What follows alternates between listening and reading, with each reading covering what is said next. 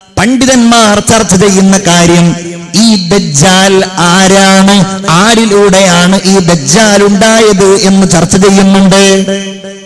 ചിലർ പറയുന്നു ഹബീബായ നബിയുടെ കാലത്തുണ്ടായ ഒരു കുട്ടിയാണ് പിൽക്കാലത്ത് ദജ്ജാലായി രൂപാന്തരപ്പെടുന്നത് എന്നതാണ്. ചില പ്രസംഗത്തിലൊക്കെ നിങ്ങളത് കേട്ടിട്ടുണ്ടാകും. ഞാൻ ആ ഹദീസ് നിങ്ങൾക്ക് കേൾപ്പിച്ചു തരാം. അന്നംറഅതം മിനൽ യഹൂദി ബിൽ മദീന, മദീനയിലുണ്ടായിരുന്ന ഒരു ജൂത സ്ത്രീ, വലദത ഗുലാമൻ മംസൂഹതൻ ഐനു, ഒരു കണ്ണ് ഇല്ലാത്ത ഒറ്റ കണ്ണനായ ഒരു കുട്ടിയെ ആ സ്ത്രീ പ്രസവിച്ചു. ആ കുട്ടിയുടെ തേറ്റപ്പല്ലുകളൊക്കെ ഇങ്ങനെ പുറത്ത് കാണുന്നുണ്ട്. അങ്ങനെ ഈ വിവരം നബി അറിഞ്ഞപ്പോൾ ഹബീബായ നബിയോട് വന്ന ആളുകൾ ഇങ്ങനെ ഈ കുട്ടിയെ സംബന്ധിച്ച് വിവരം പറഞ്ഞപ്പോൾ നബി വിചാരിച്ചു, പടച്ചോനെ, അള്ളാഹു ദജ്ജാലിനെ പറഞ്ഞേക്കും എന്ന് പറഞ്ഞ ദജ്ജാൽ ഈ കുട്ടിയാകുമോ?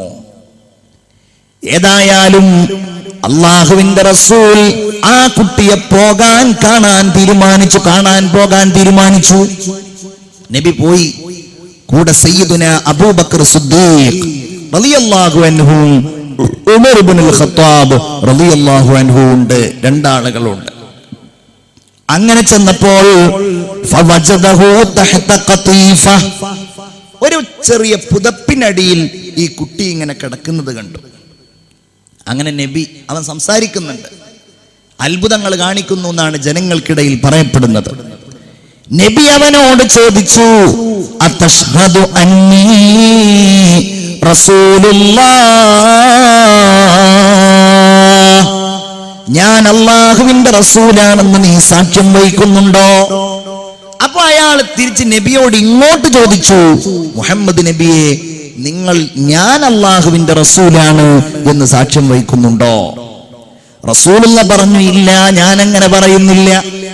ആമൻതു ബില്ലാഹി വമലായികതിഹി വകുതുബിഹി വറുസുലി, ഞാൻ അല്ലാഹുവിനെ കൊണ്ടും അല്ലാഹുവിന്റെ മാലാഖമാരെ കൊണ്ടും അല്ലാഹുവിന്റെ ഗ്രന്ഥങ്ങളെ കൊണ്ടും പ്രവാചകന്മാരെ കൊണ്ടും വിശ്വസിക്കുന്നയാളാണ്, അല്ലാതെ നീ റസൂലാണ് എന്ന് ഞാൻ വിശ്വസിക്കൂല. എന്നിട്ട് റസൂൽ അയാളോട് കുറെ സംസാരിച്ച കൂട്ടത്തിൽ ഹബീബായ റസൂലുള്ളാഹി ഇയാളോട് ചോദിച്ചു, മാലാ തറാ, നിനക്കിപ്പോ എന്താ കാണാൻ കഴിയുന്നത്? ഈ അത്ഭുതങ്ങളൊക്കെ നീ ഇങ്ങനെ പറയാനുള്ള കാരണം എന്താണ്? അയാൾ പറഞ്ഞു, ഞാനിങ്ങനെ വെള്ളത്തിന് മുകളിൽ വലിയ ഒരു സിംഹാസനം കാണുന്നുണ്ട്, അവിടെ ഇന്നാളിന്ന അത്ഭുതങ്ങളൊക്കെ ഞാൻ കാണുന്നുണ്ട് എന്ന് പറഞ്ഞിട്ട് അവൻ കുറെ അത്ഭുതങ്ങൾ ഇങ്ങനെ പറഞ്ഞപ്പോൾ റസൂലുള്ള പറഞ്ഞു, ഇത് ദജ്ജാലൊന്നുമല്ല, അവന് കുറെ പൈശാചികമായ ബാധയേറ്റതാണ്, അവന് നിങ്ങൾ വിട്ടേക്കൂ. ഈ വിവാദ നായകനെ ഉമറുൽ ഫാറൂഖ് റളിയല്ലാഹു അൻഹു കൊല്ലാൻ തീരുമാനിക്കുകയും തന്റെ വാളെടുത്ത് അങ്ങ് വെട്ടുകയും ചെയ്തപ്പോൾ ആ വാള് നേരെ തിരിച്ച് ഉമർ തങ്ങളെ തന്നെ തിരിഞ്ഞു വെട്ടി. അതുകൊണ്ടിട്ട് ഉമർ അള്ളാന്റെ നെറ്റിയിൽ മുറിവേറ്റു. നബി ചോദിച്ചു, ആരാ ഉമറെ നിങ്ങളോട് വെട്ടാൻ പറഞ്ഞത്? എന്തേ? ഇതെങ്ങാനും മസീഹുദ് ദജ്ജാൽ അല്ലെങ്കിൽ പിന്നെ എന്തിനു നീ കൊല്ലണം? കൊന്നിട്ട് കാര്യമില്ലല്ലോ. ഇനി അഥവാ ഇത് മസീഹുദ് ദജ്ജാലാണ് എന്ന് വിചാരിക്കുക, കൊല്ലണ്ടയാൾ നീയല്ലല്ലോ ഉമറേ, കൊല്ലണ്ടയാൾ ഇബ്നു മറിയമായ മസീഹ് ഈസാ അലൈഹിസ്സലാം ആണല്ലോ എന്ന് നബിയുനാ മുഹമ്മദ് മുസ്തഫ സല്ലല്ലാഹു അലൈഹി വസല്ലം. ചിന്തിക്കണം നമ്മൾ, ഇവൻ വലിയ നാശകാരിയാണ്. ജിന്നുകളിൽ നിന്ന് അല്ലാഹു തആല പിശാചുക്കളെയാണ് നമ്മുടെ ദുർമാർഗത്തിലേക്കുള്ള പ്രേരകന്മാരായി നിശ്ചയിച്ചിട്ടുള്ളത്. അവരാണ് തെറ്റിലേക്ക് നമ്മളെ കൊണ്ടുപോവുക, പിശാചുക്കൾ.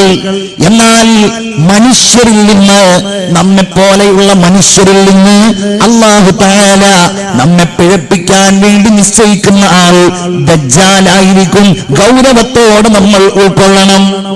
അപ്പൊ നമ്മളൊക്കെ കരുതും ഇക്കാലഘട്ടത്തിൽ ദജ്ജാല് വന്നാൽ ഉറപ്പായിട്ടും നമുക്ക് ദജ്ജാലിനെ തിരിച്ചറിയാൻ കഴിയും. വെറും തെറ്റിദ്ധാരണയാണ്. നമ്മളൊക്കെ ഇപ്പൊ ഉറപ്പിക്കും, നാളെ മലപ്പുറത്ത് ദജ്ജാല് വരുന്നുണ്ട് എന്ന് കേട്ടാൽ അത് ദജ്ജാലാണെന്ന് ഞാൻ തിരിച്ചറിയുകയും ആ ദജ്ജാലിനോട് കൂടാതെ ഞാൻ പൂർണ്ണ വിശ്വാസിയായി ജീവിക്കുകയും ചെയ്യും എന്ന് നമ്മളൊക്കെ വിചാരിക്കും. അള്ളാഹു തൗഫീഖ് നൽകുമാറാകട്ടെ. പക്ഷേ അത് ഏറെ പ്രയാസകരമായ ഒരു കാര്യമാണ്. ദജ്ജാൽ വരാനുള്ള അരങ്ങൊരുങ്ങാൻ തുടങ്ങിയിരിക്കുന്നു.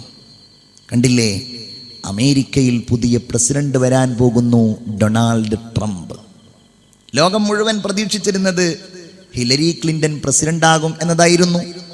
അവര് വലിയ ആളായത് കൊണ്ടൊന്നുമല്ല, പക്ഷേ ട്രംപിന്റെ സ്വഭാവവും ഡൊണാൾഡ് ട്രംപിന്റെ വിളംബരവും ഒക്കെ കേൾക്കുമ്പോൾ അത്രയും ഭീതിയായിരുന്നു ലോക ജനതക്കുണ്ടായിരുന്നത്. അമേരിക്കയുടെ പ്രസിഡന്റ് ആര് വന്നാലും അവർക്കൊരൊറ്റ അജണ്ട ഉണ്ടാവുള്ളൂ. അവരുടെ പോക്കും അവരുടെ രീതിയും ലോക പോലീസായിട്ട് നിലനിൽക്കുവാനുള്ള പരിശ്രമങ്ങൾ മാത്രമേ ഉണ്ടാവുള്ളൂ. അവർക്ക് യുദ്ധങ്ങൾ ഉണ്ടാക്കണം, ലോകത്ത് അവരുടെ ആയുധങ്ങൾ വിറ്റഴിക്കണം, അതിലൂടെ അവരുടെ സമ്പത്ത് അവർക്ക് വർദ്ധിപ്പിക്കണം, ലോകത്തിന്റെ മുമ്പിൽ എന്നും വലിയ അധികാരികളായിട്ട് അവർ നിലനിൽക്കണം. ഇത് മാത്രമേ അമേരിക്കയുടെ ലക്ഷ്യം ഉണ്ടാവുള്ളൂ. ഏതർത്ഥത്തിൽ നോക്കിയാലും ഇങ്ങനെ പോയാൽ ഈ ലോകത്ത് ദജ്ജാൽ വന്നാൽ അവനെ പിടിച്ചു നിർത്തുന്ന മഹാശക്തികൾ ഈ കാണുന്ന സാമ്രാജ്യത്വ ശക്തികൾ തന്നെയായിരിക്കും. അല്ലാഹു റബ്ബുൽ ഇസ്സത്ത് കാത്തുരക്ഷിക്കുമാറാവട്ടെ. അപ്പൊ നമ്മൾ ചിന്തിക്കുക, അങ്ങനെ ഒരാള് ദജ്ജാലായിട്ട് വന്ന നമ്മുടെ സ്വഭാവം എന്തായിരിക്കും? ഞാൻ ചോദിക്കട്ടെ, നമുക്കിടയിൽ ഒരു പുതിയ ട്രെൻഡ് വന്നാൽ, അല്ലേ, ഒരു പുതിയ ശൈലി നമുക്കിടയിൽ വന്നാൽ, ഒരു മടിയും കൂടാതെ അതിനെ സ്വീകരിക്കുക എന്നുള്ള സ്വഭാവം നമുക്കിടയിൽ ഉണ്ടോ? നിങ്ങളൊന്ന് ചിന്തിച്ചു നോക്കൂ. ഒരു സിനിമാ നടൻ മലപ്പുറത്തെ ഒരു ടെക്സ്റ്റൈൽസ് ഉദ്ഘാടനം ചെയ്യാൻ വരുന്നുണ്ട് എന്ന് സങ്കല്പിക്കുക. എന്താണ് ഒരു മുഅ്മിനിന് അതുമായിട്ട് ബന്ധം? അത് കൊണ്ടുവരാൻ പറ്റുമല്ലേ? നമ്മളെ നിലപാട് എന്തായിരിക്കും അതിൽ? അത് വേറെ കാര്യം. പക്ഷെ ഒരു വിശ്വാസി, ഒരു മുഅ്മിൻ, അല്ലെ, ഇന്നാലിന്ന സിനിമയിൽ അഭിനയിച്ച ഇന്നാലിന്ന കുപ്പായവും ഇന്ന രീതിയിലുള്ള കണ്ണടയും വെച്ച ആള് വരുന്നു എന്ന് കേൾക്കുമ്പോ അങ്ങോട്ട് ഓടിപ്പോവാന്ന് പറഞ്ഞാൽ എന്താ അതിന്റെ അർത്ഥം? ഞാനത് സ്വീകരിക്കുന്നല്ലേ? കറുത്ത ഷർട്ട് ഇട്ടിട്ട് ഒരു സിനിമാ നടനെ അനുകരിക്കുന്ന ഒരു സ്വഭാവം ഒരു കൊല്ലം മുമ്പ് നമുക്കിടയിലൊക്കെ വ്യാപകമായി. കല്യാണത്തിനൊക്കെ ചെന്നിട്ടുണ്ടെങ്കിൽ ആ രീതിയിലുള്ള കണ്ണട വെച്ച് അവരുടെ ശൈലി. ഇനിയിപ്പോ പുതിയതായിട്ട് ഇറങ്ങി എന്തെങ്കിലുമൊക്കെ ഉണ്ടോന്ന് എനിക്കറിയില്ല, ഞാൻ അതിനെക്കുറിച്ച് അന്വേഷിച്ചിട്ടില്ല. പുതിയ ട്രെൻഡ് എന്താണെന്നുള്ളത് എനിക്കറിയില്ല.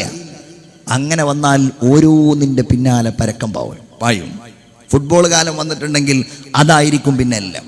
ക്രിക്കറ്റിന് വന്നിട്ടുണ്ടെങ്കിൽ അതായിരിക്കും. അല്ലാഹു തആല കാത്തുരക്ഷിക്കുമാറാവട്ടെ. എന്ന് പറഞ്ഞാൽ പുതിയ ഒരു സംഗതിയുമായിട്ട് ഇവൻ വന്നാൽ അത്രയും വലിയ ഈമാനുള്ളവരല്ലാതെ അതിൽ പിടിച്ചു നിൽക്കില്ല. പ്രത്യേകിച്ച് നമ്മളുടെ പുതിയ കുട്ടികളുടെ കാര്യമൊക്കെ ഒന്ന് ആലോചിച്ച് നോക്കൂ. പുതിയ മക്കൾക്ക് നമ്മളിങ്ങനെ മദ്രസയിൽ അവരെ പറഞ്ഞേക്കുന്നുണ്ട്, ഖുർആൻ പഠിക്കുന്നുണ്ട് എന്നുള്ളതൊക്കെ ശരി.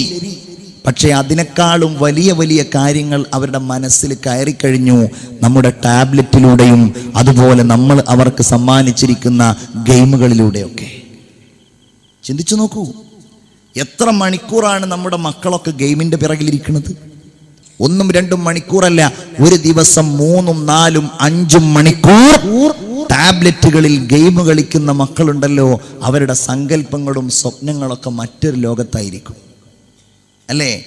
ഐഹിക ലോകത്തെ ഈ ചുറ്റുപാടുകളെയൊക്കെ അവർ മറക്കും. ഇതിനെക്കുറിച്ചൊന്നും അവർക്ക് ബോധം ഉണ്ടാവില്ല. അതിന്റെ പിന്നാലെ അവരിങ്ങനെ പോയാൽ കാർട്ടൂൺ സിനിമകൾ, അല്ലേ, കാർട്ടൂൺ സിനിമകൾ കുട്ടികൾക്ക് വലിയ ഇഷ്ടമാണ്. നമ്മുടെ എന്താ പറയാ, ഈ 8 മനുഷ്യനെ പോലെയുള്ള ആളുകൾ, അതിന്റെ പേര് ഞാൻ മറന്നുപോയി. ഒരു 8 ആയിട്ടുള്ള ഒരു മനുഷ്യൻ ഉണ്ടല്ലോ, എന്താ അയാളുടെ പേര്? ചുവന്ന ഇതൊക്കെ ഇട്ടിട്ടുള്ള സ്പൈഡർമാനെ പോലെയുള്ള ആളുകൾ, മായാവിയെ പോലെയുള്ള ആളുകൾ കുട്ടികൾക്ക് വലിയ ഇഷ്ടമാണ്. എന്ന് പറഞ്ഞാൽ നമ്മളുടെ മക്കൾ ഈ സിനിമകളും ഇത്തരം അത്ഭുതങ്ങളും കണ്ട് ഈ അത്ഭുതങ്ങൾ നേർക്കുനേർ കാണിക്കുന്ന ഒരാൾ വന്നാൽ ഈമാൻ കൊണ്ടല്ലാതെ എങ്ങനെ പിടിച്ചു നിൽക്കുക? മുഅ്മിനീങ്ങൾ ചിന്തിക്ക്, ഈമാൻ കൊണ്ടല്ലാതെ എങ്ങനെ പിടിച്ചു നിൽക്കും? അത്രയും ശക്തമായ ഈമാൻ വേണം. എന്നാൽ നമ്മുടെ ഈമാനാണെങ്കിലോ വളരെ ദുർബലമാണ്. ദജ്ജാൽ ലോകത്ത് അത്ഭുതങ്ങൾ കാണിക്കും. അവൻ ഈ ലോകത്ത് വരുന്നത് തന്നെ എല്ലാവരുടെയും ഈമാനിനെ ഇല്ലാതെയാക്കുക എന്ന ലക്ഷ്യത്തോടെയായിരിക്കും. ഹബീബായ റസൂലുള്ള പറയാണ്, ഒരിക്കൽ ദജ്ജാൽ ഇങ്ങനെ വന്നാൽ അവൻ ഒരു അറാബിയായ മനുഷ്യന്റെ അടുക്കൽ വരും. അറാബി എന്ന് പറഞ്ഞാൽ ഒരു സാധാരണക്കാരനായ മനുഷ്യൻ.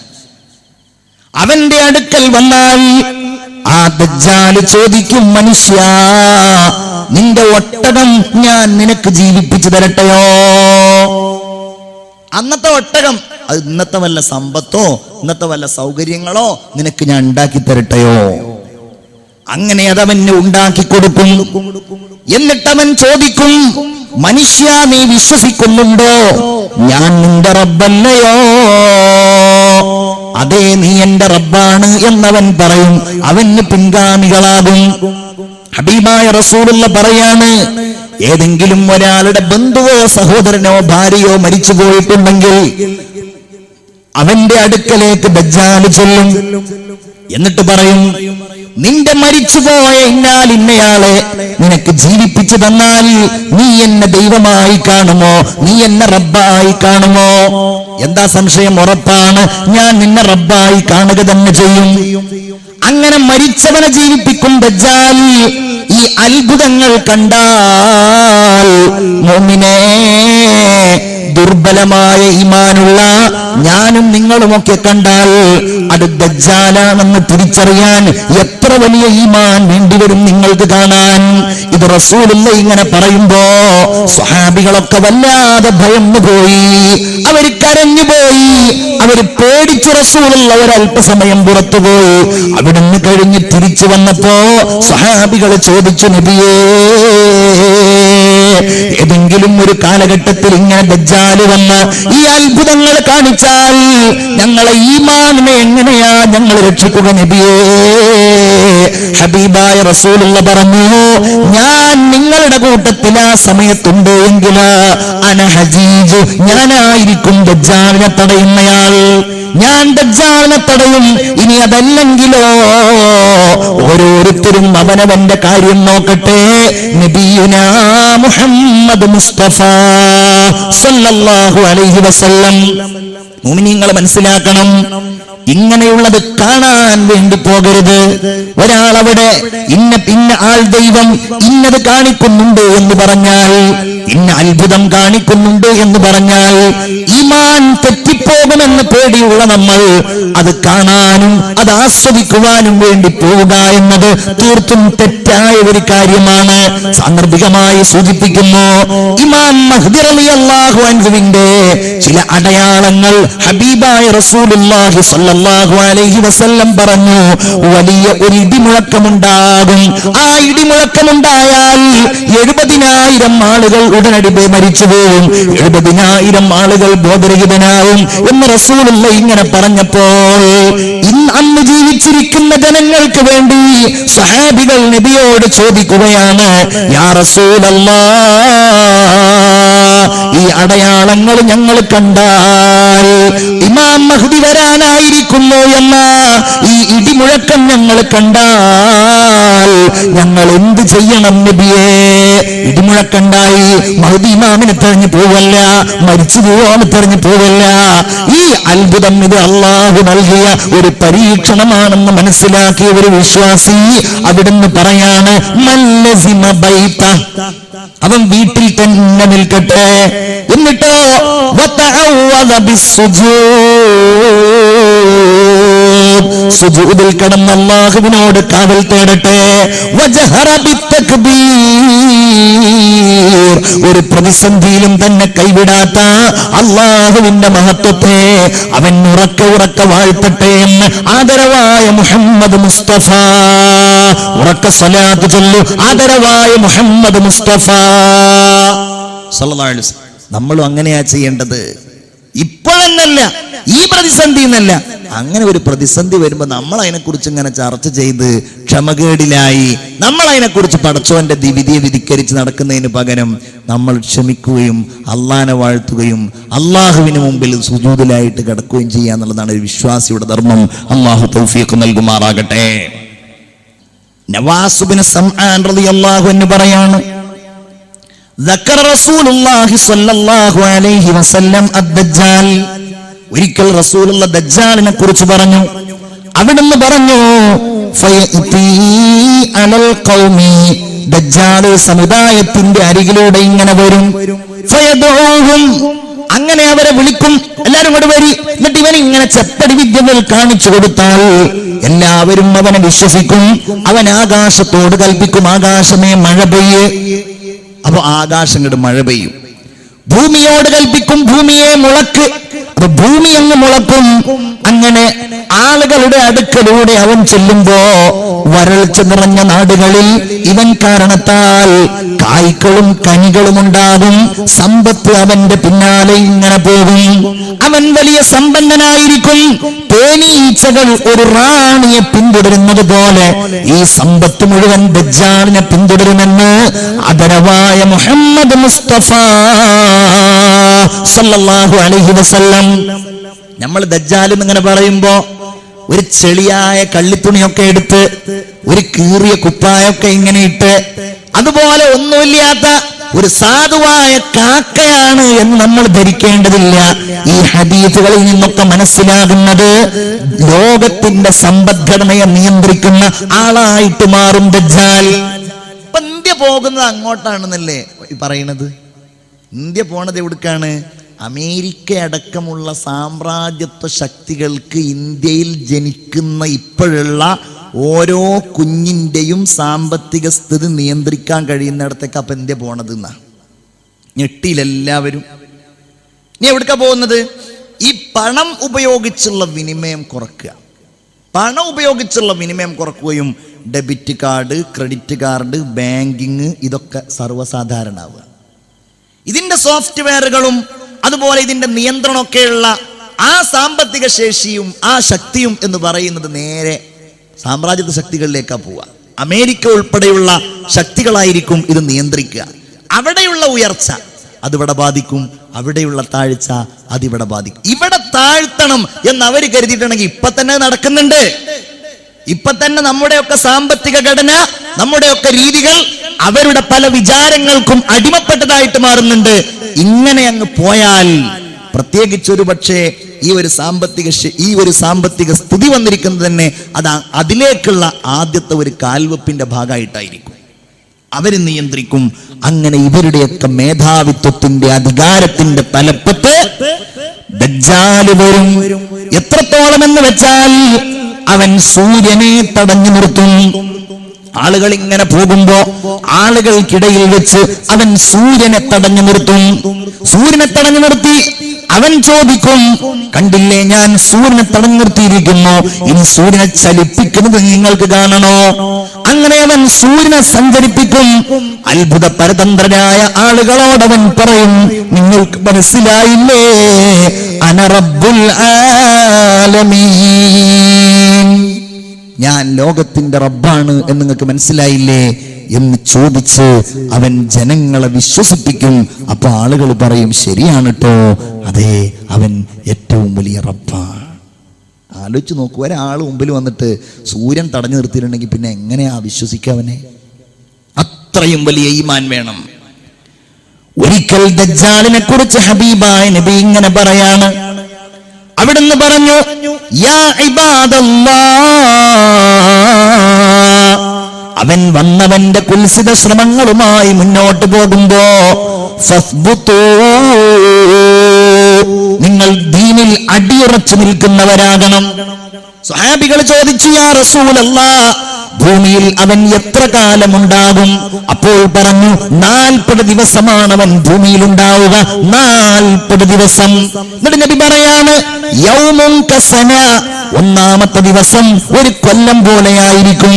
വയൗമുൻ കശഹ്റിൻ, രണ്ടാമത്തെ ദിവസം ഒരു മാസം പോലെയായിരിക്കും. മൂന്നാമത്തെ ദിവസം ഒരാഴ്ച പോലെയായിരിക്കും.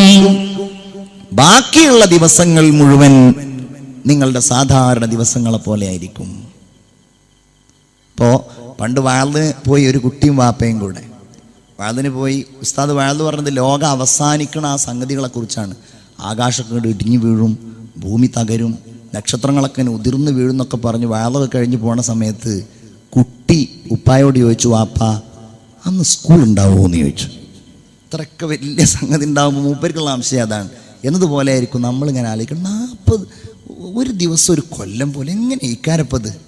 സ്വഹാബികൾ ചോദിച്ചത് അതല്ല. യാ റസൂലല്ലാഹ്, അന്ന് ഞങ്ങളുടെ നിസ്കാരങ്ങൾ എങ്ങനെയായിരിക്കും? ഒരു കൊല്ലത്തിന്റെ ദൈർഘ്യമുള്ള ഒരു ദിവസം ഞങ്ങൾക്കുണ്ടാകുമ്പോ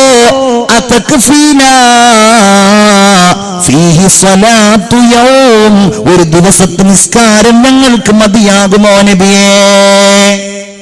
അപ്പോൾ പറഞ്ഞു, അത് പോരാ. നിങ്ങൾ ആ ഒരു കൊല്ലത്തെ 24 മണിക്കൂറുകളായി വിഭജിച്ച് നിങ്ങൾ നേരം കണക്കാക്കി നിസ്കരിക്കണം. നബിയുനാ റസൂലുള്ളാഹി സ്വല്ലല്ലാഹു അലൈഹി വസല്ലം അവൻ മായാജാലങ്ങൾ കാണിക്കും. ഞാൻ നേരത്തെ പറഞ്ഞത് ആവർത്തിക്കാണ്. മായാജാലങ്ങൾ കാണിക്കുന്നവരുടെ അടുക്കലേക്ക് പോയാൽ നമ്മുടെ ഈമാൻ നഷ്ടപ്പെടും എന്നുള്ളതാണ് കഥ. ചില ആളുകൾ നമുക്കിടയിൽ അങ്ങനെയുണ്ട്. എല്ലാം കേൾക്കണവര്, ഞാൻ കുറ്റം പറയല്ല കേട്ടോ, എല്ലാം കേൾക്കും. ഹക്ക് ഇന്നതാണ് എന്ന് ബോധ്യം ഉണ്ടാവും. എന്നാലും എന്നാ ഓര് പറഞ്ഞതൊന്ന് കേൾക്കാം. എന്നിട്ട് മുജാഹിദ് പറയുന്നത് കേൾക്കും, അവരുടെ ഗ്രൂപ്പുകൾ പറയണത് കേൾക്കും, ജമാഅത്തുകാരൻ പറയണത് കേൾക്കും. അതുപോലെ എന്തൊക്കെ അലവലാതി വിഭാഗങ്ങളുണ്ടോ, ഇനിയിപ്പോ ഓരോരുത്തരുടെയും പേരൊന്നും ഞാൻ പറയണില്ല, ഇവരൊക്കെ പറയണത് കേൾക്കും. കേട്ട് സത്യം തിരിച്ചറിയാനുള്ള ഈമാനും ബുദ്ധിയും വിവേകവനുണ്ടോ? അതില്ല. അത് ശരിയാട്ടോ, അല്ലേ? ഏതുപോലെ എന്നറിയാം, ഇപ്പം ഈ തെരഞ്ഞെടുപ്പിൻ്റെ അനുബന്ധിച്ച് ഇങ്ങനെ വരും ജാഥകൾ. കാസർഗോട്ട് നിന്നാണ് വരുമ്പോൾ ഇവന് വൈകുന്നേരം വേറെ പണിയൊന്നും ഇല്ലാത്തതുകൊണ്ട് ഇന്ന് മറ്റേ ഉഴവൂർ വിജയം വരുന്നുണ്ട്, അതുകൊണ്ട് മൂപ്പരെ കേൾക്കാൻ പോകാം. മൂപ്പരെ ഇങ്ങനെ കേട്ടു, പടച്ചോനെ UDF ഒന്നായിട്ട് ജയിലിലടക്കേണ്ട കാലം എന്ന്. അത് കഴിഞ്ഞിട്ട് കുറച്ചേരം കഴിഞ്ഞപ്പോൾ ഉണ്ട് UDFൻ്റെ ആളുകൾ ഇങ്ങനെ വരും, ഈ LDF വരെ മുമ്പേ ജയിലിലാക്കണല്ലോ. ഇതാണ് ഇവന്റെ തീരുമാനം. കേൾക്കണത് എന്താണോ അത്. മഹാനായ മർഹൂം നാട്ടിക മൂസം മുസ്ലിയാർ, അള്ളാഹു അദ്ദേഹത്തിന്റെ ഖബർ വിശാലമാക്കി കൊടുക്കട്ടെ. ബഹുമാനപ്പെട്ടവര്, ഒരവസരത്തിലൊരു സ്ഥലത്ത് തബ്ലീഗ് ജമാഅത്തിനെതിരായി അവരുടെ വാദങ്ങളെ ഖണ്ഡിച്ച് ഒരു പ്രസംഗത്തിന് പോയി. ബഹുമാനപ്പെട്ടവരുടെ സ്മരണികയിൽ ഞാൻ വായിച്ചതാണ്. ബഹുമാനപ്പെട്ടവർ ചെന്ന് ഒരു ഹാജിയാരുടെ വീട്ടിൽ നിന്ന്, പ്രമുഖനായ ഒരാളുടെ വീട്ടിൽ നിന്ന് തലേന്ന് തബ്ലീഗുകാർ നടത്തിയ പ്രസംഗം ഇങ്ങനെ ഒരു ഓഡിയോ കാസറ്റാണ്, ഒരു ടൈപ്പിലിട്ടിട്ട് ഇങ്ങനെ കേൾക്കണ സമയത്ത് ഹാജിയരും ഒപ്പമുണ്ട്. പറഞ്ഞു, നിങ്ങളാണ് പോയിക്കോളി, ഇത് ഞാൻ ഒറ്റ കേട്ടോളാം, എൻ്റെ ഈമാൻ എനിക്ക് നോക്കാനറിയാം, നിങ്ങളുടെ ഈമാൻ നോക്കാൻ എനിക്കറിയില്ല എന്ന് പറഞ്ഞാൽ ഞാനിത് കേൾക്കുന്നത് പോലെ കേട്ടാൽ ഒരു പറഞ്ഞത് ശരിയാണോ എന്നിട്ട് തെറ്റിദ്ധരിക്കോ? അതാണ് അല്ലാഹു തആല ഖുർആനിൽ തന്നെ പറഞ്ഞിട്ടുണ്ടത്. വഇദാ റഅയ്തല്ലദീന യഖൂലൂന ഫീ ആയാതിനാ ഫഅരിദ് അൻഹും. ഖുർആനിനെ ദുർവ്യാഖ്യാനം ചെയ്യുന്ന ആളുകളെ നിങ്ങൾ കണ്ടാൽ നിങ്ങൾ അവരെ തൊട്ട് തിരിഞ്ഞു കളയണം. അവരുടെ സമസ്യയിൽ നിങ്ങൾ ഇരിക്കാൻ പാടില്ല. ഇനി അഥവാ നിങ്ങൾ അറിയാതെ അങ്ങനെ ഇരുന്നു, മനസ്സിലായി ഇവർ ഖുർആനെ തെറ്റിദ്ധരിപ്പിക്കുകയാണ്, ഇവർ ആയത്തുകളെ ദുർവ്യാഖ്യാനം ചെയ്യുകയാണ് എന്ന് മനസ്സിലായാൽ, അത് മനസ്സിലായ ശേഷം നിങ്ങൾ അവിടെ ഇരിക്കരുതെന്ന് പരിശുദ്ധ ഖുർആനിൽ ഖാലല്ലാഹു അസ്സ വജൽ, അല്ലാഹു റബ്ബുൽ ഇസ്സത്ത് ബോധ്യപ്പെടുത്തിയ കാര്യമാണ്. അപ്പൊ ഏതെങ്കിലും ആള് എന്തെങ്കിലും മായാജാലം കാണിക്കുമ്പോഴേക്ക് കാണാൻ വേണ്ടി പോകരുത്, ഈമാൻ നഷ്ടപ്പെട്ടു പോവും. ഇന്ന് ഗൗരവത്തോടെ നമ്മൾ ഈ സമുദായത്തെ ബോധ്യപ്പെടുത്തേണ്ട ഒരു കാര്യമാണ്. പലപ്പോഴും ചികിത്സ എന്നുള്ള പേരിൽ, അതുപോലെ അങ്ങനെയൊക്കെയുള്ള മഹാന്മാരും അതുപോലെയുള്ള ഉന്നതരായ ആലിമീങ്ങളും സ്വാലിഹീങ്ങളൊന്നും ഇല്ല എന്നല്ല ഞാൻ പറയുന്നത്. എമ്പാടുണ്ട്, മഹാന്മാരുണ്ട്, അവരുടെ മന്ത്രത്തിന് ഫലമുണ്ട്. നേരത്തെ ഇവിടെ പറഞ്ഞല്ലോ അത്തിപ്പറ്റ ഉസ്താദിനെ കുറിച്ച്. അങ്ങനെയുള്ള മഹാന്മാരുണ്ട്, ഇല്ല എന്നല്ല. പക്ഷെ ചില ആളുകളുണ്ട്, അവർക്ക് നിസ്കാരം ഉണ്ടാവില്ല, നോമ്പും ഉണ്ടാവില്ല, അവർക്ക് ആകുള്ളത് എന്താണ്, അയൽവക്കത്തുള്ള ഏതോ സ്ത്രീ പോയപ്പോൾ അവരുടെ എന്തോ ഒരു പനി സുഖപ്പെട്ടു, അതുകൊണ്ട് ഇനി ഇവിടെയുള്ള വേറൊന്ന് സുഖപ്പെടാൻ വേണ്ടി പോവാൻ. അപ്പോഴേക്ക് അവർ അയൽവീട്ടുകാർ പോവാൻ. എന്നിട്ടോ ഒരു ദീനിൻ്റെ ഒരു സംസ്കാരം ഇല്ലാത്ത ആളുകളുടെ മുമ്പിൽ ഇങ്ങനെ ക്യൂ അല്ലേ? എത്ര അപകടങ്ങളാണ് അതുകൊണ്ടുണ്ടാകുന്നത്. കുറേ രുദ്രാക്ഷ മഹാത്മ്യത്തെ പറ്റിയിട്ട് സഞ്ജയൻ, നമ്മൾ പണ്ട് SLCക്ക് പഠിക്കുന്ന സമയത്ത് SLCയുടെ മലയാളത്തിൽ ഉണ്ടായിരുന്ന ഒരു പുസ്തകം, ഒരു പാഠമുണ്ടായിരുന്നു, സഞ്ജയന്റെ രുദ്രാക്ഷ മഹാത്മ്യം. ഞാൻ സാന്ദർഭികമായി സൂചിപ്പിക്കുകയാണ്. ദജ്ജാല് വന്നാൽ അവനിതുപോലെയുള്ള അത്ഭുതങ്ങൾ കാണിക്കും. മുഅ്മിനീങ്ങളോട് റസൂലുള്ള പറയാണ്, മുഅ്മിനീങ്ങൾ അത് കാണാൻ പോകരുത്, വിശ്വാസികൾ അത് നോക്കരുത്. അവര് ദജ്ജാല് വന്നു എന്ന വിവരം കിട്ടിയാൽ അവനിൽ നിന്ന് ഓടിപ്പോകണം. ഹത്താ യൽഹഖൂ ബിൽ ജിബാൽ, പർവ്വതങ്ങളുടെ മുകളിൽ പോയി അവരഭയം പ്രാപിക്കട്ടെ. നബിയുനാ റസൂലുള്ളാഹി സ്വല്ലല്ലാഹു അലൈഹി വസല്ലം എന്താ പറയുന്നത്? നല്ല യുവാവായ ഒരു മനുഷ്യനെ അവൻ വിളിക്കും. ഇവൻ കാണിക്കണ അത്ഭുത. അങ്ങനെ വിളിച്ചിട്ട് ആ മനുഷ്യന്റെ തലയുടെ മുകളിൽ അവൻ മുറിക്കും.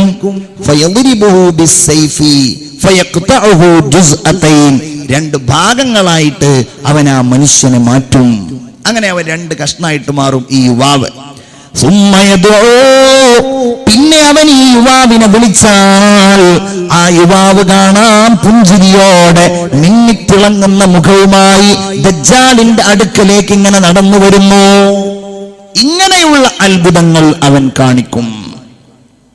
അവന്റെ രൂപം എങ്ങനെയായിരിക്കും? ഇന്നഹു ശാബുൻ, റസൂലുള്ളാഹി പറയാണ്, അവൻ നല്ല ഒരു യുവാവാണ്, വയസ്സായ ആളല്ല. ഖത്തിത്തുൻ, അവൻ മുടിജട പിടിച്ചവനാണ്. ഐനുഹു ത്വാഫിയ, അവന്റെ കണ്ണ് പുറത്തേക്ക് തള്ളിയവനാണ്. ഹബീബായ റസൂലുള്ളാഹി പറഞ്ഞു, അലാ ഇന്നഹു അഅവർ, അറിയുക അവൻ ഒറ്റക്കണ്ണനാണ്. വ ഇന്ന റബ്ബകും ലൈസ ബിഅവർ, നിങ്ങളുടെ രക്ഷിതാവായ അല്ലാഹു തആല ഒറ്റക്കണ്ണനല്ല. മുഅ്മിനീങ്ങളെ മനസ്സിലാക്കണം, ഇന്ന് ദജ്ജാൽ വന്നിട്ടില്ലെങ്കിലും വിശ്വാസി ലോകത്ത് അവനെ തിരിച്ചറിയുന്നതാണ്. മുഅ്മിനായ ഒരു മനുഷ്യൻ അവനെ കണ്ടാൽ അവന്റെ രണ്ട് നെറ്റിത്തടങ്ങൾക്കിടയിലും അവന്റെ രണ്ട് കണ്ണുകൾക്കിടയിലും കഫറ എന്ന് എഴുതി വെച്ചിട്ടുണ്ടാകും. എല്ലാ എഴുത്തും വായനയും അറിയുന്നവനാണെങ്കിലും അറിയാത്തവനാണെങ്കിലും അവനെ തിരിച്ചറിഞ്ഞുകൊണ്ടത് വായിക്കുമെന്ന് നബിയുനാ മുഹമ്മദ് മുസ്തഫ സല്ലല്ലാഹു അലൈഹി വസല്ലം. മുഅ്മിനീങ്ങളെ, ഈ ദജ്ജാൽ വരുന്നതിന്റെ മുമ്പ് ലോകത്തൊരു മഹാൻ വരും. ഇമാം മുഹമ്മദ് ബിനു അബ്ദുല്ലാഹിൽ മഹ്ദി. ഉറക്കെ പറയൂ റളിയല്ലാഹു അൻഹു. ആ മഹ്ദി ഇമാമിനെ പിൻപറ്റാൻ നമ്മളുണ്ടെങ്കിൽ നമുക്ക്, നമ്മുടെ പിൻഗാമികളുണ്ടെങ്കിൽ അവർക്ക് അല്ലാഹുവേ നീ തൗഫീഖ് നൽകണേ അല്ലാഹ്. ലോകം മുഴുവൻ കുഴപ്പത്തിലായി, ഫിത്നയിലായി, ഫസാദിലായി. ഇവിടെ അന്ന് സമസ്ത ഉണ്ടാകും, ഇതിന്റെ പ്രവർത്തനങ്ങൾ ഉണ്ടാകും, SKSF ഉണ്ടാകും ഇൻഷാ അല്ലാഹ്. മഹാനായ വരക്കൽ മുല്ലക്കോയ തങ്ങൾ അല്ലാഹുവിനോട് ഔലിയാക്കളുടെ സാന്നിധ്യത്തിൽ വെച്ച് അന്ന് ദുആ ചെയ്ത കാര്യം, സമസ്തയുടെ ഈ പതാകയുണ്ടല്ലോ അത് ബഹുമാനപ്പെട്ട മഹ്ദി ഇമാമിന്റെ കൈകളിൽ എത്തിക്കണമെന്നതാണ്. അതൊരു പ്രതീകാത്മകമായ ഒരു ദുആയാണ്. അന്ന് ദുആ ചെയ്യുമ്പോ പതാക ഉണ്ടായിക്കൊള്ളണമെന്നില്ല. അഥവാ മഹ്ദി ഇമാം ലോകത്ത് പ്രത്യക്ഷപ്പെട്ടാൽ അന്ന് മഹ്ദി ഇമാമിന് പിന്തുണ പ്രഖ്യാപിക്കുന്നവർ കേരളത്തിലുള്ളത് സമസ്തയുടെ പ്രവർത്തകന്മാരായിരിക്കും, സുന്നത്ത് ജമാഅത്തിന്റെ ഈ ആദർശത്തിൽ നിലകൊള്ളുന്നവരായിരിക്കുമെന്നാണ് നമ്മളെല്ലാവരും വിശ്വസിക്കുന്നത്. ഇമാം മഹ്ദി റളിയല്ലാഹു അൻഹു വന്നാൽ ശക്തമായ പടയോട്ടം നടത്തും. എല്ലാവരും തകർന്നടിയും. ജൂതന്മാർ ഒളിച്ചു താമസിക്കും. അവർ മുസ്ലിം സമുദായത്തിനെതിരായുള്ള വിചാരങ്ങൾ ഒന്നും പുറത്തെടുക്കാതെ ഒരൽപ്പം തണുക്കും അവർ. കാരണം അവർ കാത്തിരിക്കുകയാണ്. എല്ലാം തകർത്ത് കളയുന്ന, എല്ലാറ്റിനെയും ഇല്ലാതെയാക്കുന്ന ദജ്ജാൽ വന്നാൽ അതവർക്ക് ഏറ്റവും വലിയ സഹായിയായി മാറും. ഹബീബായ റസൂലുള്ളാഹി പറയുന്നു, ഇന്നമാ യഖ്റുജു ദജ്ജാൽ മിൻ ഗളബത്തിൻ യഗ്ളബുഹാ. മുസ്ലിം ലോകത്തോട് എല്ലാവർക്കും കഠിനമായ ദേഷ്യമുണ്ടാകുമ്പോഴാണ് ദജ്ജാൽ എന്ന് പറയുന്ന ഈ ഭീകരനായ മനുഷ്യൻ വരിക. ഒരുപാട് കാലത്തിനുണ്ട് നടത്തില്ല. ഏതാനും വർഷങ്ങൾക്കുള്ളിൽ തന്നെ ഈ പറയുന്ന സംഭവങ്ങളെല്ലാം ഉണ്ടാകുമെന്ന് തന്നെയാണ് നമ്മൾ പ്രതീക്ഷിക്കേണ്ടത്. എന്നിട്ട് അള്ളാഹുവിനോട് കാവൽ തേടേണ്ടത്. അള്ളാഹു നമ്മുടെ സമുദായത്തിന് കാവൽ നൽകുമാറാകട്ടെ. ക്രൂരനായ അവൻ, നിഷ്ഠൂരനായ അവൻ, ജനങ്ങൾക്ക് മുമ്പ് അവൻ സ്വർഗവും നരകവും ഉണ്ടാക്കും. അവനെ വിശ്വസിച്ച ആളുകളെ അവൻ സ്വർഗത്തിലേക്ക് പ്രവേശിപ്പിക്കും. അവനെ വിശ്വസിക്കാത്ത മുഅ്മിനീങ്ങളെ അവൻ നരകത്തിലേക്ക് വലിച്ചു വലിച്ചെറിയും. മഹാന്മാര് പറയുകയാണ്, അവനെ വിശ്വസിച്ചുകൊണ്ട് ആരാണോ സ്വർഗത്തിൽ കടന്നിട്ടുള്ളത് അവർക്കൊരിക്കലും സ്വർഗത്തിന്റെ അനുഭവമല്ല, അവർക്ക് ആ സ്വർഗത്തിൽ നരകത്തിന്റെ അനുഭവമായിരിക്കും ഉണ്ടാവുക. എന്നാൽ ഇവന്റെ നരകത്തിൽ കടന്നവർക്കോ അല്ലാഹു റബ്ബുൽ ഇസ്സത്ത് സ്വർഗത്തിന്റെ അനുഭവം നൽകുമെന്ന് ഉലമാ പറഞ്ഞു നമുക്ക് കാണുവാൻ കഴിയും. ഒരു സ്വഹാബി അദ്ദേഹം ദജ്ജാലിനെ കണ്ട കഥ പറഞ്ഞു. ആദരവായ മുഹമ്മദ് മുസ്തഫ, നിങ്ങൾ ഉറക്കെ സ്വലാത്ത് ചൊല്ലൂ, മുഹമ്മദ് മുസ്തഫ സല്ലല്ലാഹു അലൈഹി വസല്ലം. ആ കഥ ഞാൻ പറഞ്ഞുതരാം. ഫാത്തിമ ബിൻത് ഖൈസ് റളിയല്ലാഹു അൻഹ പറയാണ്, ഒരു നിസ്കാരശേഷം റസൂലുള്ളാഹി സ്വല്ലല്ലാഹു അലൈഹി വസല്ലം ജലസ അലൽ മിമ്പരി, മിമ്പറിന്റെ മുകളിൽ ഇങ്ങനെ ഇരുന്നു പ്രസംഗിക്കാൻ വേണ്ടിയിട്ട് ഇരിക്കുകയാണ്. അപ്പൊ ഇരുന്നിട്ടും പ്രസംഗിക്കാൻ നായി. വഹുവ യൽഹഖ്, ആ പറയാൻ ഉദ്ദേശിച്ച കാര്യം പറയുന്നതിന് മുമ്പ് റസൂലുള്ളാഹിയുടെ ഒരു സന്തോഷ പ്രകടനം, ഭയങ്കര ഗൗരവത്തിലല്ല, ഒരു പുഞ്ചിരിയൊക്കെ ഇങ്ങനെ തൂക്കിയിട്ടാണ് വരുന്നത്. എന്നിട്ട് ഉസ്താദുമാര് സാധാരണ ജുമുഅ കഴിഞ്ഞ ഉടനെ അനൗൺസ് ചെയ്യുന്നത് പോലെ റസൂലുള്ളാഹി അനൗൺസ് ചെയ്തു, ലിയൽസം കുല്ലു ഇൻസാനിൻ മുസല്ലാ, ഓരോരുത്തരും അവനവൻ നിസ്കരിച്ച സ്ഥലത്ത് തന്നെ ഇരിക്കട്ടെ. ഇത് അനൗൺസ് ചെയ്യേണ്ട ആവശ്യം വരാറുണ്ടോ? അങ്ങനെ പറഞ്ഞാൽ കാണാം എല്ലാവരും മൂലക്കൊക്കെ അങ്ങനെ പോകും ചില പള്ളികളിലൊക്കെ. മാഷാ അല്ലാഹ്, റസൂലുള്ളാഹി പറയാണ് എല്ലാവരും അവനവൻ നിസ്കരിച്ച സ്ഥലത്ത് തന്നെ ഇരിക്കട്ടെ. അപ്പൊ എല്ലാവരും ഇങ്ങനെ റെഡി ആയിട്ടിരുന്നു. ഹൽ തദറൂന മാ ജമഅതുകും, ഞാൻ നിങ്ങളെ ഒരുമിച്ച് കൂട്ടിയത് എന്തിനാണെന്ന് നിങ്ങൾക്കറിയുമോ? ഞങ്ങൾക്കറിയില്ലല്ലോ എന്തിനാ നബിയെന്ന്. അപ്പോൾ പറഞ്ഞു, ക്രിസ്ത്യാനിയായ തമീമുദ്ദാരി ഉണ്ടല്ലോ, ഇതാ അദ്ദേഹം ഇവിടെ വന്നിരിക്കുന്നു. അദ്ദേഹം വരികയും അദ്ദേഹം മുസ്ലിമാവുകയും ചെയ്തിരിക്കുന്നു. വഹദ്ദസനി ഹദീസൻ, അദ്ദേഹം എന്നോടൊരു സംഭവം പറഞ്ഞിട്ടുണ്ട്. വാഫഖല്ലദീ കുൻതു ഉഹദ്ദിസുകും ബിഹി അനിൽ മസീഹിദ് ദജ്ജാൽ, മസീഹുദ് ദജ്ജാലിനെ കുറിച്ച് നിങ്ങളോട് ഞാൻ പറഞ്ഞിരുന്ന ആ സംഭവങ്ങളോട് യഥാവിധി യോജിച്ച രീതിയിലാണ് തമീമുദ്ദാരി ഇപ്പോഴെന്നോട് പറഞ്ഞിട്ടുള്ളത്. മനസ്സിലായില്ല? അതെ, ഞാൻ നിങ്ങളോട് ദജ്ജാലിനെ കുറിച്ച് പറയാറുണ്ടല്ലോ, ആ കാര്യങ്ങളോടൊക്കെ യോജിച്ച രീതിയിൽ ഒരു സംഭവം എന്നോട് തമീമുദ്ദാരി പറഞ്ഞിട്ടുണ്ട്. എന്താ സംഭവം? തമീമുദ്ദാരിയും അദ്ദേഹത്തിന്റെ 30ഓളം ആളുകളോടുകൂടെ, ലഹ്മ ജുസാം ഗോത്രത്തിൽപ്പെട്ട 30ഓളം ആളുകളോടുകൂടെ ഒരു കപ്പലിൽ അദ്ദേഹം യാത്ര ചെയ്തു. അങ്ങനെ കപ്പലിൽ ഇങ്ങനെ പോകുന്ന സമയത്ത് 1 മാസം അവർ കടലിൽ കുടുങ്ങി. കടലിൽ ഇങ്ങനെ പോകാണ്, എവിടെയാണ് കരയൊന്നും അറിയണില്ല. അങ്ങനെ കുറെ പോയി അങ്ങനെ നോക്കുമ്പോഴുണ്ട് ഒരു വലിയ ദ്വീപ് കാണുന്നു. ആ ദ്വീപിലേക്ക് അവരുടെ കപ്പലെടുത്തു. ഒരു സൂര്യാസ്തമയ സമയത്താണ് അവർ ആ ദ്വീപിൽ എത്തിച്ചേരുന്നത്. അവരവിടെ എത്തിച്ചേർന്നപ്പോൾ, ദ്വീപിലേക്ക് അവരങ്ങനെ കടന്നപ്പോൾ, ഫലഖിയതുഹും ദാബത്തുൻ അഹ്ലബു കസീറു ശഅരി, മുടിയുടെ ആധിക്യത്താൽ മുൻപും പിന്നും തിരിച്ചറിയാൻ കഴിയാത്ത ഒരു ഭീമാകാരനായ ഒരു മൃഗം അവരുടെ മുമ്പിൽ പ്രത്യക്ഷപ്പെട്ടു. ഭയങ്കര ഒരു മൃഗം. ഓ, ചോദിച്ചു, നീ ആരാ? മൃഗത്തോട് ചോദിക്കുകയാണ്, നീ ആരാ? മൃഗം പറഞ്ഞു, അനൽ ജസ്സാസ, ഞാൻ ചാരപ്രവർത്തനം നടത്തുന്ന മൃഗമാണ്. ആർക്ക്? ആ മൃഗം പറഞ്ഞു,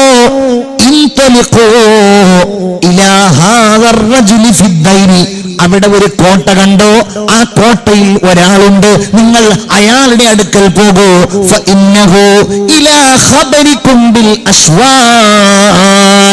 നിങ്ങളെ കുറിച്ചറിയാൻ ആ മനുഷ്യന് വലിയ ആഗ്രഹമുണ്ട്. അങ്ങനെ ഞങ്ങളെല്ലാവരും കോട്ടയിൽ പോയി നോക്കുമ്പോൾ അവിടെയുണ്ട് ആജാനബാഹുവായ ഒരു മനുഷ്യൻ. അയാളുടെ കൈകാലുകൾ ഇരുമ്പ് ചങ്ങലകൾ കൊണ്ട് ബന്ധിപ്പിക്കപ്പെട്ടിരിക്കുന്നു. ഞങ്ങൾ ചോദിച്ചു, നിങ്ങൾ ആരാണ്? അവര് പറഞ്ഞു, അയാള് പറഞ്ഞു, നിങ്ങൾ ആരാണെന്ന് പറയൂ. ഞങ്ങൾ പറഞ്ഞു, നഹ്നു ഉനാസും മിനൽ അറബ്, ഞങ്ങൾ അറബികളിൽപ്പെട്ട കുറച്ച് ആളുകളാണ്. കണ്ടത് നന്നായല്ലോ, നിങ്ങളോട് കുറച്ച് കാര്യങ്ങൾ എനിക്ക് ചോദിക്കാനുണ്ട്. എന്നിട്ട് പറഞ്ഞു, അഖ്ബിറൂനി അൻ നഖ്ലി ബൈസാൻ, ബൈസാനിലെ ഈന്തപ്പനത്തോട്ടത്തെ കുറിച്ച് നിങ്ങൾ എനിക്ക് പറഞ്ഞു തരിക, അതിപ്പോഴും കായ്ക്കുന്നുണ്ടോ? രണ്ടാമത് ചോദിച്ചു തുബിരിയ തടാകത്തെ കുറിച്ച്. മൂന്നാമത് ചോദിച്ചത് സുഹർ എന്ന് പറയുന്ന ഒരു വെള്ളച്ചാട്ടത്തെ കുറിച്ചാണ് ചോദിച്ചത്. എന്ന് പറഞ്ഞാൽ ഇന്നത്തെ ഇസ്രായേലിന്റെ പരിസരങ്ങളിലുള്ള 3 സംഗതികളെ കുറിച്ച് അവർ ചോദിച്ചു. അവരിലെല്ലാം കൃത്യമായ മറുപടി പറയുകയും ചെയ്തു. പിന്നെ അയാൾ ചോദിച്ചു അഖ്ബിറൂനി അനിൻ നബിയിൽ ഉമ്മി, നിരക്ഷരനായ നബിയെ കുറിച്ച് എന്താണ്, വന്നോ, എന്താ അവസ്ഥ? അപ്പോൾ ഞങ്ങൾ പറഞ്ഞു ഖദ് ഖറജ മിൻ മക്ക, ആ മുഹമ്മദ് നബി മക്കയിൽ വരികയും വനസല യസ്രിബ്, ഇപ്പോൾ യസ്രിബിൽ താമസിക്കുകയും ചെയ്യുന്നുണ്ട്. അപ്പൊ അയാൾ ചോദിച്ചു അഖാതലഹുൽ അറബ്, അറബികൾ മുഹമ്മദ് നബിയുമായി യുദ്ധം ചെയ്തോ? ഞങ്ങൾ പറഞ്ഞു അതെ. എന്നിട്ട് എങ്ങനെ ഉണ്ടായിരുന്നു? ഞങ്ങൾ പറഞ്ഞു ചിലപ്പോ മുഹമ്മദ് നബിക്ക് വിജയം, ചിലപ്പോ ശത്രുക്കൾക്ക് വിജയം, ഇങ്ങനെയൊക്കെയാണ് ഉണ്ടാവാറുള്ളത്. അപ്പോൾ അവൻ പറഞ്ഞു അറബികൾക്ക് ഏറ്റവും നല്ലത് മുഹമ്മദ് നബിക്ക് വഴിപ്പെടൽ തന്നെയാണ്. ഞങ്ങൾക്ക് ഇയാൾ ആരാന്നറിഞ്ഞിട്ട് ഭയങ്കര ആകാംക്ഷ. നിങ്ങൾ ആരാ? അയാൾ ഞങ്ങളോട് പറഞ്ഞു അനൽ മസീഹുദ് ദജ്ജാൽ, ഞാൻ മസീഹുദ് ദജ്ജാലാണ്, ഞാൻ വരും, എനിക്ക് വരാനുള്ള അവസരം അല്ലാഹു തരും. അങ്ങനെ വന്നാൽ ഫഅസീറു ഫിൽ അർളി, ഞാൻ ഭൂമിയിൽ സഞ്ചരിക്കും. ഫലാ അദൗ ഖറിയതൻ ഇല്ലാ ഹബത്തുഹാ, എല്ലാ ഗ്രാമങ്ങളിലൂടെയും ഞാൻ ചവിട്ടി സഞ്ചരിക്കും. ഇല്ലാ ഗൈറ മക്കത വ ത്വയ്ബ, മക്കയും ത്വയ്ബയും ഒഴികെ അതിലേക്ക് എനിക്ക് കടക്കാൻ കഴിയില്ല. ഈ സംഭവം പറഞ്ഞിട്ട് മദീനയിലെ പള്ളിയിൽ നിന്ന് അല്ലാഹുവിന്റെ ഹബീബ് പറഞ്ഞു ഹാദിഹി ത്വയ്ബ, ഇതാണ് ത്വയ്ബ, ഇതാണ് ത്വയ്ബ. മദീന കോ ജായേ जी चाहता है मुकद्दर बनाए, जी चाहता है मदीना के आका, दो आलम के मौला तेरे पास आए, जी चाहता है मुहम्मद की बातें, मुहम्मद की सीरत सुने और सुनाए, जी चाहता है. മദീനയുടെ അതിർത്തിയിൽ വന്നാൽ പിശാചുക്കളുടെ സാന്നിധ്യത്തിൽ അവൻ വരുമ്പോ അല്ലാഹുവിന്റെ മാലാഖമാർ മദീനയുടെ അതിർത്തിയിലുള്ള ഒരു മലയുടെ സമീപത്ത് വെച്ച് അവനെ എറിഞ്ഞോടിക്കുമെന്ന് സയ്യിദുനാ മുഹമ്മദ് മുസ്തഫ സല്ലല്ലാഹു അലൈഹി വസല്ലം. മദീനയിൽ വരാൻ കഴിയില്ല, മക്കയിൽ വരാൻ കഴിയില്ല. മുഅ്മിനേ, അതുകൊണ്ടാണ് ഇന്നൽ ഈമാന ലയരിസു ഇലൽ മദീന, അവസാന മുഅ്മിനീങ്ങളൊക്കെ മദീനയിലേക്കാ ചെല്ലുക. അല്ലാഹു തൗഫീഖ് തരട്ടെ.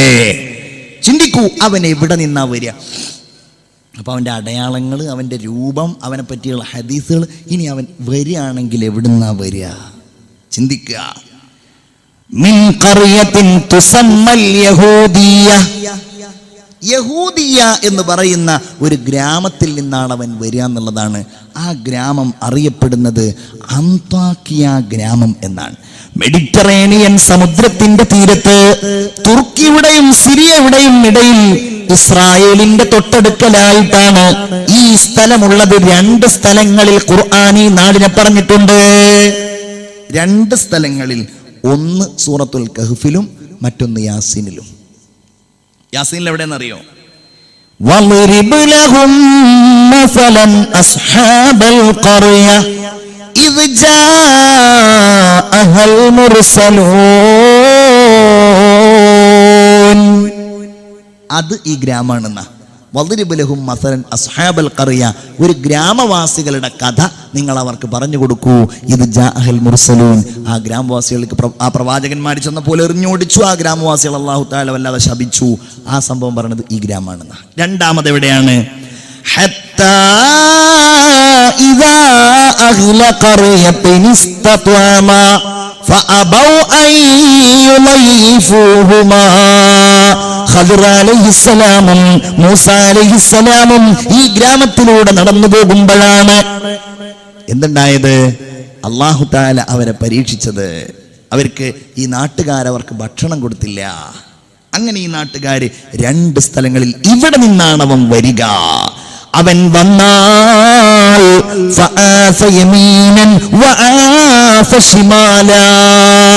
അവൻ കുഴപ്പങ്ങളുണ്ടാക്കും. അവൻ കിഴക്കും പടിഞ്ഞാറും കുഴപ്പങ്ങളുണ്ടാക്കും.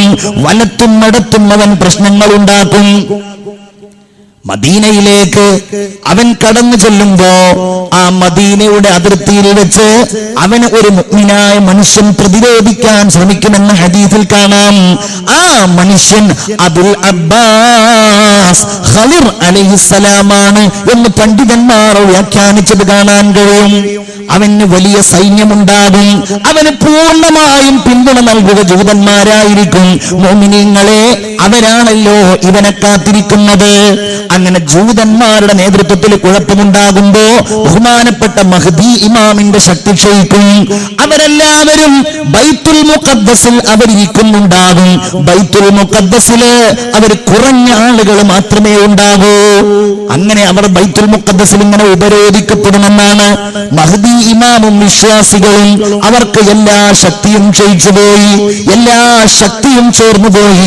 ദജ്ജാൽ ഇങ്ങനെ ശക്തി പ്രാപിച്ച് മുസ്ലിങ്ങളെ ഇല്ലാതെയാക്കാനുള്ള ശ്രമത്തിന്റെ ഭാഗമായി 70,000-ഓളം ജൂതന്മാരെ കൊണ്ട് ദജ്ജാലിന്റെ നേതൃത്വത്തിൽ അവർ ബൈത്തുൽ മുഖദ്ദസ് വളഞ്ഞ് മുസ്ലിങ്ങളെ കൊല്ലാൻ വേണ്ടി ശ്രമിക്കും. ഒരു സുബ്ഹ് നിസ്കാരത്തിന് വേണ്ടി ഇമാമ് നിൽക്കും. അങ്ങനെ നിൽക്കുമ്പോ ഇമാമ് നിൽക്കാൻ വേണ്ടി ഒരുങ്ങുമ്പോ ബഹുമാനപ്പെട്ട ഇമാം മഹ്ദി റളിയല്ലാഹു തആല അൻഹുവിന്റെ നേതൃത്വത്തിൽ നിസ്കരിക്കാൻ വേണ്ടി ഒരുങ്ങുമ്പോ സുബ്ഹ് നിസ്കാരത്തിന്റെ ആ സമയമായി ബാങ്ക് കൊടുത്തു, ഇഖാമത്ത് കൊടുക്കപ്പെട്ട് കഴിയുന്ന സമയത്തുണ്ടാകും. അവിടെ അതാ അവർ ഒരു ശബ്ദം കേൾക്കുന്നു. തങ്ങളുടെ പിന്നിലാണ് ആ ശബ്ദം കേൾക്കുന്നത്. അവർ തിരിഞ്ഞു നോക്കും, എന്താണ് ആ ശബ്ദം? അപ്പോൾ കാണാൻ കഴിയും ഫഇദാ ഹുവ ഈസാ.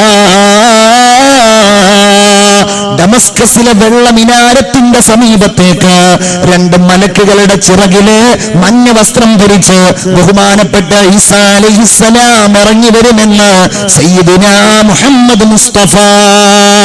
മഹ്ദി ഇമാം പറയും, ഈസാ നബിയെ നിങ്ങൾ ഇമാം നിൽക്കുക. ഈസാ അലൈഹിസ്സലാം പറയും, നിങ്ങൾക്ക് വേണ്ടിയാണല്ലോ ഇഖാമത്ത് കൊടുത്തിട്ടുള്ളത്, അതുകൊണ്ട് നിങ്ങൾ നിൽക്കൂ എന്ന് പറയും.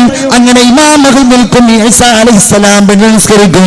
എന്നിട്ട് ഈസാ നബി അലൈഹിസ്സലാം എവിടെയാണ് വാതിലെന്ന് ചോദിക്കും. വാതിൽ തുറക്കും. വലിയ വാളെടുത്ത് ദജ്ജാൽ വരും. 70,000 ജൂതന്മാരുടെ നേതാവായി ദജ്ജാൽ ഈസാ നബിയെ കണ്ടാൽ ശത്രുവിന് നിലനിൽപ്പില്ലല്ലോ. ദീനിനെതിരായി കളിക്കുന്നവന് നിലനിൽപ്പില്ലല്ലോ. ഒരു അധർമ്മകാരിക്കും നിലനിൽപ്പില്ലല്ലോ. അബൂജഹൽ വളർന്നിട്ടില്ലല്ലോ, നമ്രൂദ് വളർന്നിട്ടില്ലല്ലോ. അത് ലോകാവസാനം വരെ ഘടന അങ്ങനെയാണ്. ദജ്ജാലിന് ഈസാ അലൈഹിസ്സലാം ദജ്ജാൽ ഈസാ നബിയെ കണ്ടാൽ യദൂബു അദുല്ലാഹ് കമാ യദൂബുൽ മിൽഹു ഫിൽ മാ. വെള്ളത്തിൽ ഉപ്പലിയുന്നത് പോലെ ഈസാ അലൈഹിസ്സലാമിനെ കണ്ടാൽ ദജ്ജാൽ അലിഞ്ഞു പോകുന്നതാണ്. അവൻ ഓടിപ്പോകും. ഓടി ഓടി ഓടി അവൻ ഓടിയെത്തുന്നത് എങ്ങോട്ടാണെന്നറിയോ? ഹബീബായ റസൂലുള്ള പറയാണ്, ഇൻദ ബാബിൽ ലുദ്. അവൻ ലുദ് കവാടത്തിൽ വെച്ച് ഈസാ നബി അലൈഹിസ്സലാം അവനെ കൊല്ലുന്നതാണ്. ടെൽ അവീവ് എന്നാണ് ഇന്ന് ഇസ്രായേലിന്റെ തലസ്ഥാനം അറിയപ്പെടുന്നത്. അവിടെയുള്ള എയർപോർട്ടാണ് Lydda airport. LYDDA Lydda airport. നമ്മളൊക്കെ കരിപ്പൂർ എയർപോർട്ടിന്റെ സമീപത്തുള്ള മലബാറിലേക്കുള്ള കവാടമാണ് കരിപ്പൂർ എയർപോർട്ട് എന്ന് പറയും, അല്ലേ? അവിടെ ചെല്ലുമ്പോൾ തന്നെ എയർപോർട്ടിലൂടെ പോകുന്നവർക്കൊക്കെ അറിയാലോ, ഒക്കെ ബാബ ആയിരിക്കും. ഇവിടെ ഗേറ്റ് എന്ന് പറയും, അൽ ബവാബ അങ്ങനെ എഴുതി വെച്ചിട്ടുണ്ടാവും എയർപോർട്ടിലൊക്കെ. ബാബ് ഗേറ്റ് നമ്പർ 1, ഗേറ്റ് നമ്പർ 2 എന്ന് പറഞ്ഞിട്ട്. ഗൾഫിൽ പോയാൽ ബാബായിരിക്കും. എന്താ ബാബില്ലു. അപ്പം മനസ്സിലാക്കേണ്ട ഒരു കാര്യം എന്താ? അവന് വലിയ സൈനിക സംഭരണിയായിട്ടായിരിക്കും വരിക. അവിടെ വെച്ച് ഈസാ അലൈഹിസ്സലാം അവനെ കൊല്ലുമെന്ന് സയ്യിദുനാ മുഹമ്മദ് മുസ്തഫ സല്ലല്ലാഹു അലൈഹി വസല്ലം. അതുകൊണ്ട് ഒരു മുഅ്മിനിന്റെ കർത്തവ്യം അവനെ സംബന്ധിച്ചുള്ള ഈ ഭയപ്പെടുത്തൽ വർദ്ധിപ്പിച്ചുകൊണ്ടേയിരിക്കണം. അവനിൽ നിന്ന് കാവൽ തേടണം. അവനെ സംബന്ധിച്ചുള്ള വിവരണങ്ങൾ പറയണം. പരിശുദ്ധമായ സൂറത്തുൽ കഹ്ഫ് പാരായണം ചെയ്തു കഴിഞ്ഞാൽ അല്ലാഹു റബ്ബുൽ ഇസ്സത്ത് അവനിൽ നിന്ന് സംരക്ഷിക്കുമെന്ന് ഹദീസുകളിൽ കാണുവാൻ കഴിയും. അതുകൊണ്ട് മുഅ്മിനീങ്ങളെ, ഞാൻ എന്റെ വാക്കുകൾ അവസാനിപ്പിക്കുകയാണ്. നമ്മുടെ പ്രധാനപ്പെട്ട ദൗത്യം അല്ലാഹു തമ്പുരാന് വേണ്ടി ഇബാദത്ത് ചെയ്യുക. എല്ലാ ദുഷിച്ച എല്ലാ അപകടങ്ങളും നമ്മുടെ മുമ്പിൽ ഇങ്ങനെ വരികയാണ്. ബാദിറൂ ബിൽ അഅമാലി സബ്ആ. 7 കാര്യങ്ങൾ നിങ്ങളിലേക്ക് വരുന്നതിന്റെ മുമ്പ് നിങ്ങൾ ഇബാദത്ത് കൊണ്ട് വേഗത്തിൽ ചെയ്തോളൂ, വേഗം ഇബാദത്ത് ചെയ്തോളൂ. റസൂലുള്ള പറയാണ്, നിങ്ങൾ പേടിക്കുന്നുണ്ടോ, നിങ്ങൾ കരുതുന്നുണ്ടോ? ഹൽ തൻതളിറൂന ഇല്ലാ ഫഖറൻ മുൻസിയാ. എല്ലാം മറപ്പിച്ചു കളയുന്ന ദാരിദ്ര്യത്തെ അല്ലാതെ നിങ്ങൾ പ്രതീക്ഷിക്കുന്നുണ്ടോ? എത്ര വലിയ സമ്പന്നനാണെങ്കിലും പൈസ അങ്ങട്ടില്ലാതെയായാൽ, കച്ചവടങ്ങ് തകർന്നാൽ എല്ലാം മറന്നുപോകും. ഈമാനും ദീനൊക്കെ മറന്നുപോകും. അങ്ങനത്തെ ദാരിദ്ര്യം വന്നാൽ നിങ്ങൾ എന്ത് ചെയ്യും? അതിന് മുമ്പ് ഇബാദത്ത് ചെയ്തോളൂ. അഹങ്കാരിയാക്കുന്ന വലിയ സമ്പന്നത വരുന്നതിന്റെ മുമ്പ് നിങ്ങൾ നന്നായിക്കോളൂ.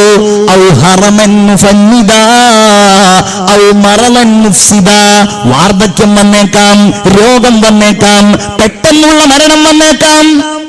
അല്ലേ? മരിക്കുക എന്നുള്ളതിനെ സംബന്ധിച്ച് ഒരു അറിവും കിട്ടാതെ പെട്ടെന്ന് മരിച്ചു പോയേക്കാം. സമയം കിട്ടൂല. ദജ്ജാൽ വന്നേക്കാം,